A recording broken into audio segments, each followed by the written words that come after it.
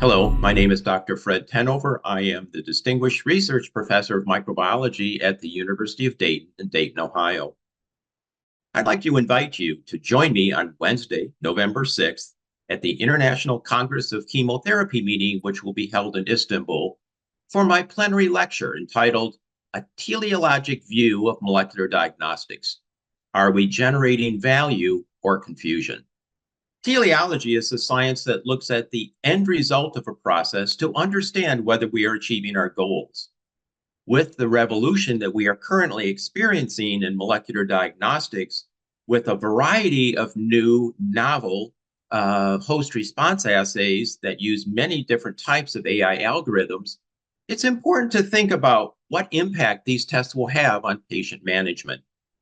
So join me as we review new host response assays focusing on the diagnosis of sepsis and community-acquired pneumonia, the challenges of reporting out probabilities and risks of recovery as opposed to organism identifications and susceptibility tests, and the risks and rewards of being on the cutting edge of using these new technologies.